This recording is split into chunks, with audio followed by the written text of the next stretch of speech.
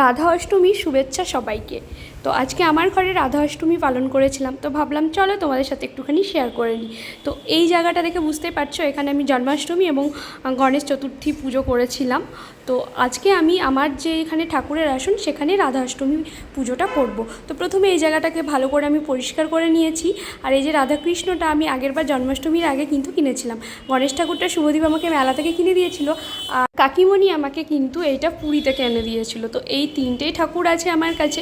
আর আজকে আমাদের সামনে বাড়ির কাকিমা আমার জন্য অনেক অনেক ফুল পাঠিয়েছে। সত্যি আমি ভাবতেই পারিনি এত ফুল পাবো আজকে। আর আমি না ভুলেও গেছিলাম আজকে রাধা অষ্টমী। মা সকালে ফোন করে জানালো, তারপরে ভাবলাম যে চলো ছোট্ট করে পুজো করেই নিই, ঘরে যা যা আছে সেসব দিয়েই। তো আমি আজকে বাইরে বেরোইনি, কাকিমা পাশের বাড়ির আমাকে ফুল সমস্ত কিছু দিয়েছিল, সেগুলো দিয়েই আমি এই জায়গাটা খুব সুন্দর করে সাজিয়ে দিয়েছি। আর আজকে অনেক ফুল পেয়েছি।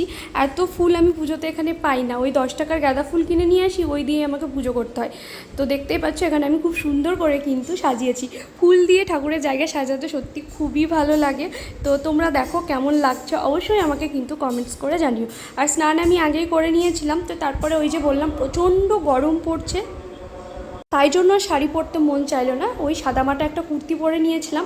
আর কানে ফুল গুজতে কিন্তু আমরা সব মেয়েরাই পছন্দ করি। তো কানে একটা ফুল দিয়ে আমি ফটো টটো তুলছিলাম, ওই আর কি। তারপরে আমি চলে এসেছি ঠাকুরের এখানে। প্রথমে আমি প্রদীপটা ধরিয়ে নিলাম, তারপর আমি সামান্যই আয়োজন করেছিলাম, মানে আমার ঘরে যেই সব ফল টল ছিল সেইগুলোই বানিয়ে নিয়েছিলাম। আর আমি বাইরে বেরোইনি, তাই জন্য আর মিষ্টি টিষ্টি কেনাও হয়নি। তো ভাবলাম কিছু একটা তো বানাই, তাই জন্য একটুখানি ওই মালপোয়া বানিয়েছিলাম, তো সেটাই ঠাকুরকে দিয়েছি। আর সেরকম কিচ্ছুই করিনি, তো তাই দিয়েই আমি পুজোটা সেরে নিয়েছি। আমার পুজো শেষ হতে হতে প্রায় 10:30টার মতো বেজেছিলো, তার মধ্যে কমপ্লিট হয়ে গেছে। আর আমি না ধূপকাঠি দিতে ভুলে গেছিলাম, পরে আবার একটা ধূপকাঠি ধরিয়ে দিলাম। আর আমি আজকে দুপুরের জন্য করেছিলাম ডালিয়ার খিচুড়ি, পটল ভাজা, আলু ভাজা আর বেগুন ভাজা।